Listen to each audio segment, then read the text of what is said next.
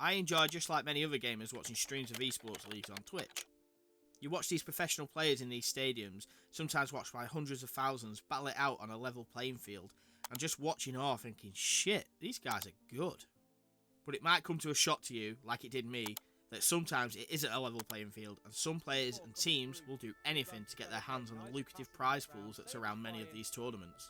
Because at the end of the day, the better you are, the bigger sponsors you can attract. Some of the players you are going to see in this video are so blatant about it, you kind of have to stop and just look at them and just go, holy shit, you've got balls the size of space hoppers.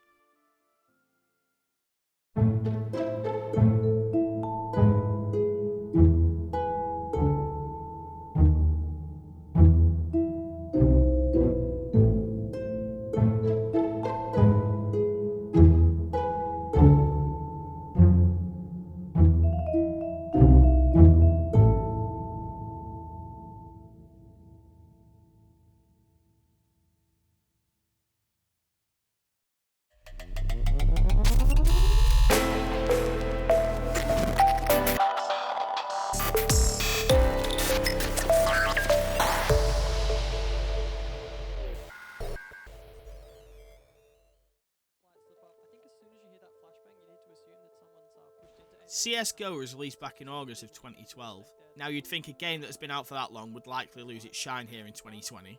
Well, you'd be very wrong. For a game that was released back in 2012, the population on the servers is something to be proud of if you're the game's publisher Valve. As of April 2020, the average 30-day population of CSGO is over 850,000 players. To put that into perspective, PUBG, which we will be talking about later, was officially released at the end of 2017 and has a population of just 242,000 in April 2020.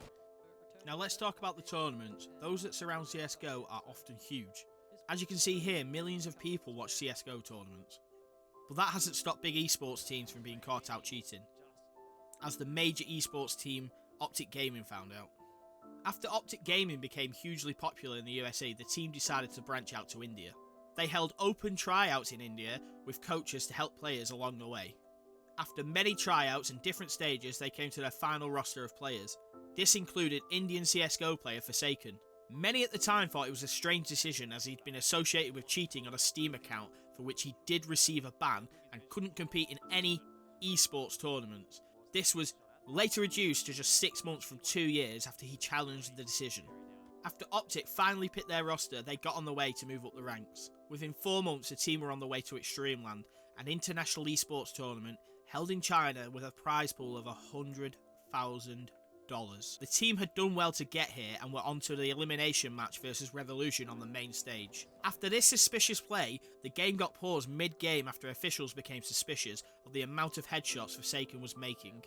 The game was paused for a while before officials went onto the main stage to have a look at Forsaken's computer, and his reaction after game officials wanted to do a quick check says it all. As you can see, he tried his hardest to push them away and delete the cheats before the officials could see them. But as you can see here, this is a picture officials released after finding them. It shows it was just a simple hack, but it was very effective. The reaction of his fellow teammates says it all, which apparently they had no idea he was cheating. But after the team was disqualified from the tournament, Forsaken was sent home on the next flight.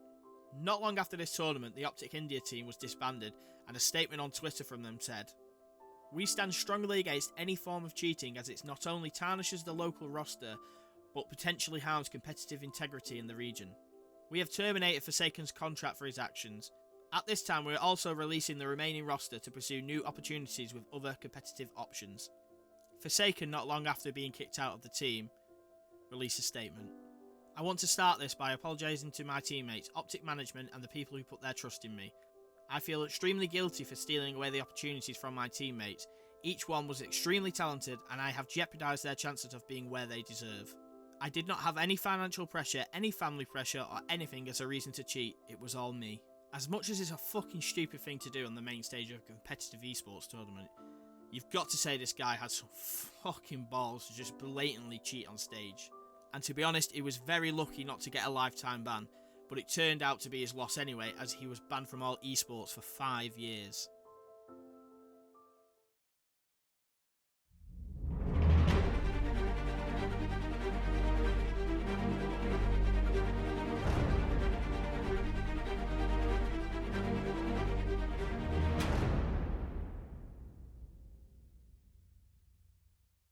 room getting ready and you've been jumping up and down. So that means it's creative time, man. I cannot wait to get into these games, to get inside to the Arthur Ashe Stadium. Zeke, again, I'm surprised we're standing still. I mean, if you guys aren't feeling the hype right now, you need to open your eyes, because this is it. 10 weeks of qualifiers, 8 weeks of creative qualifiers had led us to this very weekend, the Fortnite World Cup Finals in New York City. Fortnite has rose up over the past 2 years as a go-to game for the many esports teams, and that's because of the lucrative prize pools that come along with it. With top teams such as FaZe Clan taking home over $2 million, and esports team Lazarus taking home an eye-watering $3.7 million. So as you can see, the prize pools surrounding these tournaments are eye-watering, and the total amount so far as of May 2020 is over $88 million. So yeah, you guessed it, players have been caught out cheating, and sometimes it's as simple as having a quick peek at other players' screens on a big screen in the stadium, and it can cost a player thousands of dollars. The Fortnite World Cup is one of the biggest esports tournaments ever held, with Booga taking home a prize of $3 million for winning the solos tournament, and with the total prize pot including the 10-week stages standing at a huge $40 million. The Fortnite World Cup solo finals were held over 6 games with 10 points for a victory royale, and Booga, who took the $3 million prize pot, ended on 59 points. As you can see, even finishing 10th in the competition guaranteed at least $225,000. Not bad for playing video games, is it? The first day of the finals, which were held in New York, was watched by 2.3 million people combined on Twitch and YouTube, and with over 23,000 people in the stadium. This goes to show the absolute magnitude of this esports tournament, and this has cemented Fortnite's place in the esports world. Now let's get to player Letwiki. He was playing Fortnite solos at the World Cup when Epic Games organisers spotted him taking a little peek at the big screen in the stadium. He was quickly asked to stop the game and disqualified from the tournament. The split-second look at the big screen in the stadium cost him the chance of earning $50,000 and moving on to the next round. Many Fortnite players and streamers at the time said it was a little harsh, but now he knows for next time. But at the time of the World Cup, only being age 14 and competing in the biggest esports tournament ever held must have been nerve-wracking. But I think we'll be seeing much more of him in the future, and he is going to be an esports star. But as you can see here, the look of disappointment at the time is very telling. That's a face of someone that's just lost $50,000. I think I'd be pretty upset too.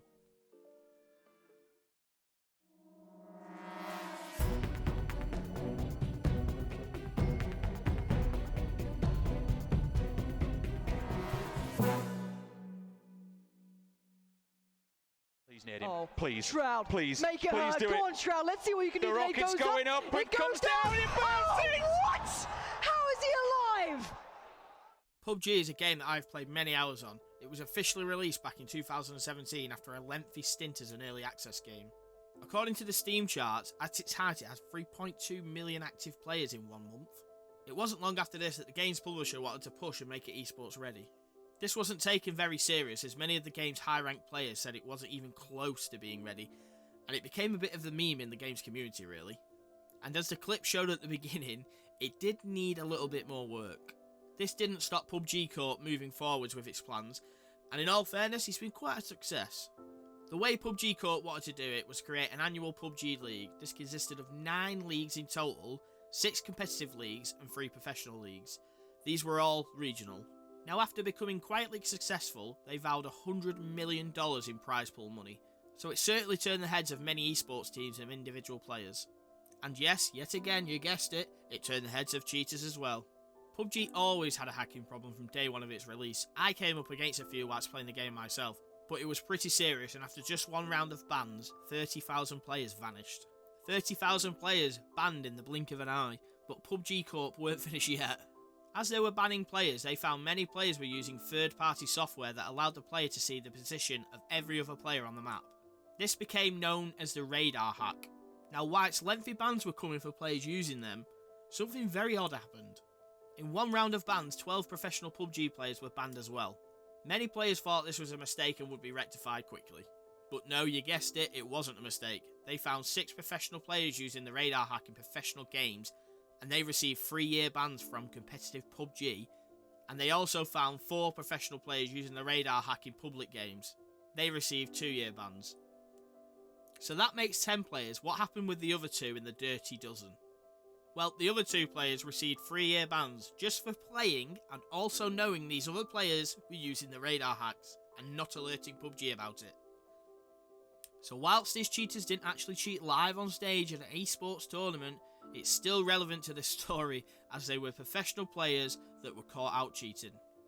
I guess the moral of this whole story is don't cheat in games and you'll be able to compete for big prizes.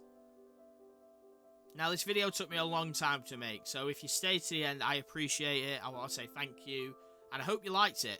And if you did like the video, please give it a thumbs up and consider subscribing, because it really helps the channel out. So like I said, thanks for watching, until next time, I'll see you later.